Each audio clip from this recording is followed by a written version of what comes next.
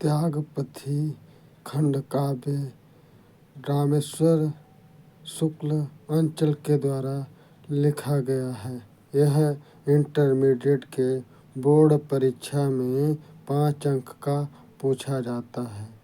प्रश्न है कि त्यागपति खंडकाव्य के आधार पर प्रथम सर्ग कहानी का सारांश अपने शब्दों में लिखिए। यह 80 शब्द में लिखने के लिए होता है।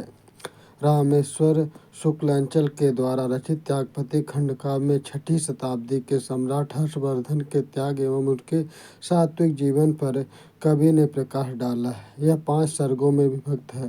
प्रथम सर्ग है, राजकुमार हर्षवर्धन वन में आखेट के लिए गए थे, तभी उन्हें अपने पिता प्रभाकर वर्धन के रोगग्रस्त होने का समाचार प्राप्त हुआ।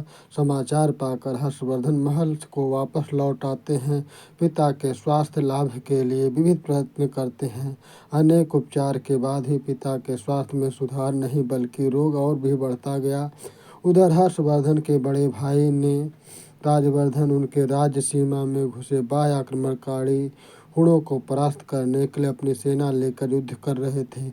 हर्ष के राजवर्धन के पास दूत भेजकर पिता के रोगग्रस्त होने की सूचना दी।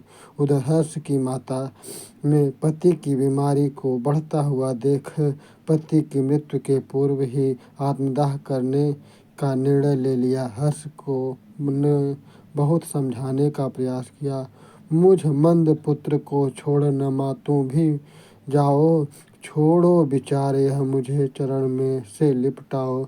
लेकिन वे अपने निर्णय के पीछे नहीं हटी और पति की मृत्यु से पहले ही आत्मदाह करके प्राण त्याग दिए। कुछ दिनों के बाद पिता प्रभाकर वर्धन का भी स्वर्गवास हो गया।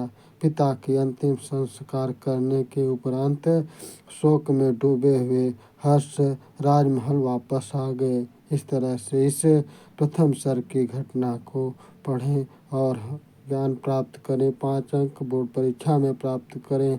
हमारे चैनल को लाइक और सब्सक्राइब करें। धन्यवाद।